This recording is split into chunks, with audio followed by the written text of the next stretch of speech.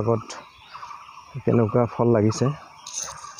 এইটো আপোনালোকে চাওক এটা গছত কিমান ফল লাগিছে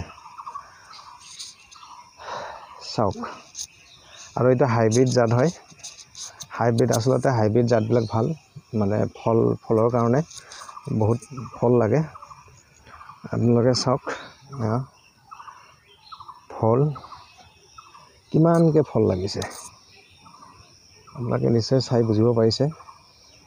কিমান ফল লাগিছে গছবিলাকত এটা গছত সেইটো মই অলপ আগত দেখুৱালো চাওক ফলকেইটা ছিঙিব পৰা হৈছে কিমান ডাঙৰ ডাঙৰ এটাৰ গাত এটা লাগি আছে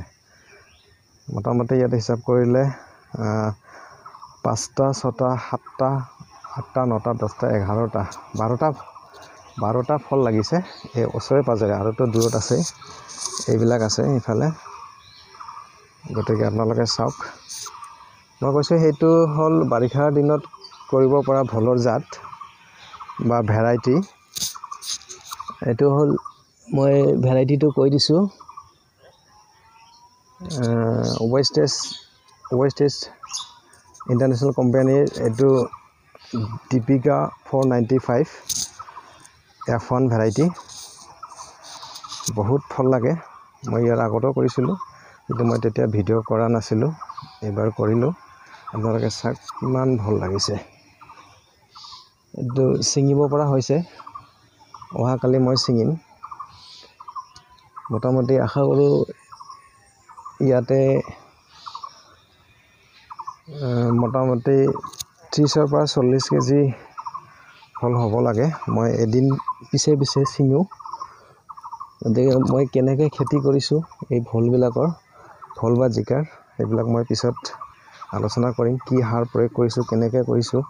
মাটি কেনেকৈ চহাইছোঁ মাটিত কি সাৰ মিহলোৱা হৈছে কেনেকৈ কৰিছোঁ কি কীটনাশক মই ব্যৱহাৰ কৰিছোঁ গতিকে সেইবিলাক মই পিছত আলোচনা কৰিম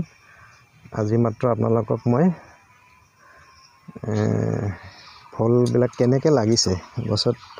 লাগি আছে সেইবিলাক দেখুৱাৰ কাৰণে ভিডিঅ'টো কৰিলোঁ আশা কৰোঁ আপোনালোকে চাই ভাল পাব হয়তো মনত উৎসাহ জাগিব খেতি কৰাৰ কাৰণে আৰু মই ভাবোঁ ব্যস্ততাৰ মাজতো অলপ চলপকৈ খেতি কৰিব পৰা যায় সেইটো স্বাস্থ্যৰ কাৰণেও ভাল আৰু পইচাও ৰাহি হয় আজিকালি মানে শাক চব্জিৰ যিটো দাম গতিকে আপোনালোকে যদি ঘৰত অলপ চলপকৈ কৰে নিশ্চয় উপকৃত হ'ব গতিকে সেইখিনি মই ক'লোঁ এইটো চাওক আপোনালোকে মই ইয়াতে এটা বস্তু লগাইছোঁ সেইটো কি বস্তু কি কথা এইটো মই পিছত বহলাই আলোচনা কৰিম এইখিনিতে কৈ থওঁ এইটো ফল মাখিৰ কাৰণে এই ফলবিলাক যে বিন্ধা কৰে ফুটা কৰে নষ্ট কৰে তাৰ কাৰণে এইটো এটা ফাণ্ড গতিকে সেইটো কি বস্তু মই ডিটেইলছ পিছত বহলাই আলোচনা কৰিম গতিকে আজিলৈ এৰিছোঁ আশা কৰোঁ সকলোৱে ভিডিঅ'টো চাই ভাল পাইছে যদি ভাল পাইছে তেনেহ'লে মোৰ চেনেলটো লাইক আৰু ছাবস্ক্ৰাইব কৰিব আৰু পৰাপক্ষত শ্বেয়াৰ কৰিব সকলোৱে যাতে চায় মই বেলেগ নহয় অসমৰে এজন ল'ৰা গতিকে খেতি কেনেকৈ কৰিব পাৰি বা কৰিব পৰা যায় যে মই তাকে বুজাব খুজিছোঁ সেইটো আপোনালোকে চাওক খোৱাটো বাদেই দিয়ক যিখিনি খৰচ যায় তাৰ 3 ডাবল মানে পইচা বা খৰচ আপোনালোকে উঠাব পাৰে খোৱাৰ উপৰি গতিকে মই সেইখিনি ক'লোঁ গতিকে আপোনালোকেও অলপ খেতি কৰিবলৈ আৰম্ভ কৰক অলপকৈ আৰু খোৱাটো চব্জিটো ঘৰৰ খাওক নিশ্চয় স্বাস্থ্যৰ কাৰণে ভাল এইটো চাওক এইটো কলা জাতৰ ফল এইটো চাওক এইটো এটা পোক লাগিছে এইটো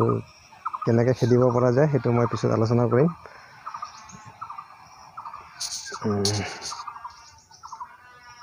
বন্ধুসকল আজিলৈ ভিডিঅ'টো ইমানে আপোনালোকে যিমান পাৰে ভিডিঅ'টো শ্বেয়াৰ কৰিব আৰু মোৰ চেনেলটো ছাবস্ক্ৰাইব কৰিব ধন্যবাদ